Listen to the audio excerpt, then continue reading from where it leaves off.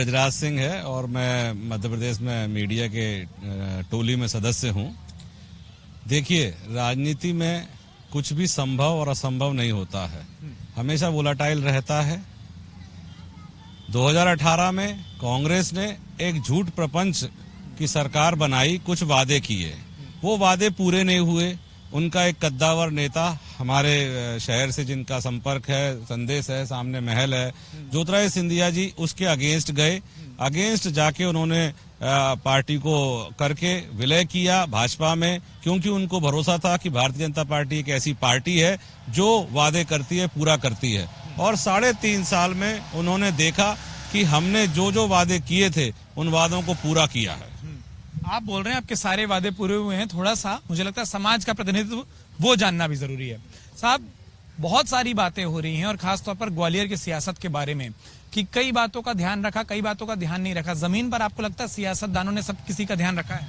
देखिए, जिस प्रकार से ग्वालियर में जो 2018 में एक विश्वास के साथ सरकार दी गई थी, उसके बाद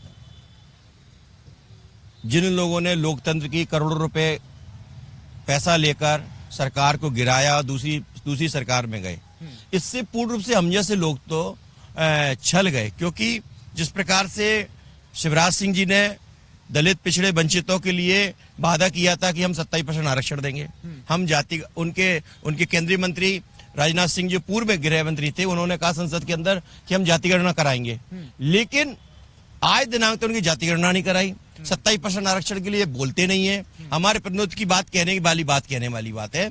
आप देख लीजिए चंबल संभाग में कितने टिकट दिए गए हैं।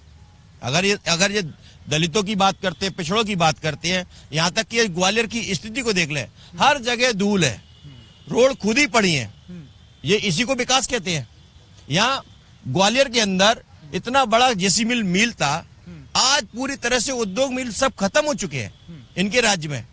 आप किस बात से हमारे युवा हैं, पूर्ण रूप से वो लोग अपना रोजगार के लिए दर दर भटक रहे हैं। आप मोदी जी ने 2 करोड़ नौकरी का घोषणा किया था कि हम युवा को देंगे, लेकिन नहीं दिया।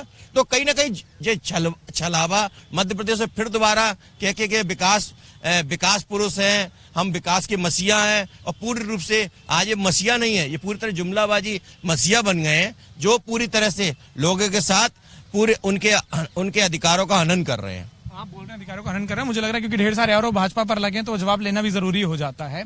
पहली बात कि वादे जो थे, आम जनता थी या राजनीतिक कार्यकर्ता हैं? नहीं, विचार विशुद्ध रूप से राजनीतिक है, ये तो मैं भी मान रहा हूँ, लेकिन ये आपका सवाल मैं वहां पूछ लूंगा। ये पूछिएगा, क्योंकि जो रटाया उन्होंने पूरा कहा है, उस हिसाब से मैं देख रहा हूँ कि वो राजनीतिक कार्यकर्ता हैं और एक पर्टिकुलर उसको बिलोंग करते हैं। ठीक है, अब आते हैं उनके आरोपों पर। मैं वही बोल रहा था कि देखिए वो क्या है नहीं है, पर जो सवाल उठे हैं उस पर जवाब क्या है? मैं आपको जवाब देता हूँ। इन्होंने कहा नौकरी नहीं है, इन्होंने कहा विकास नहीं हुआ है, धूल उड़ रही है। धूल इसलिए उड़ रही है क्योंकि वहाँ विकास हुआ है। यहाँ की जो पार्षद हैं उन्होंने एक बहुत लंबी लड़ाई लड़के एक सीवर लाइन डलवाई है जिससे कि समस्या खत्म हो। वो पैचा पूरा नहीं हुआ, इसलिए धूल उड़ रही है। जेसी मिल बंद करने में हमारा कोई योगदान नहीं है भारतीय जनता पार्टी का। हम 2003 में आए, इतिहास डाल लीजिए, देखिए बहस करनी है।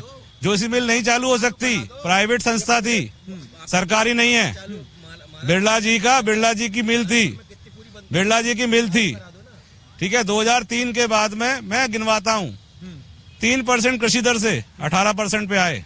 आज बीमारू राज्य से जहाँ बिजली नहीं आती थी, वहां पर आज हम एक्सेस 28,000 मेगावाट की बिजली बना रहे हैं, बिजली दे रहे हैं।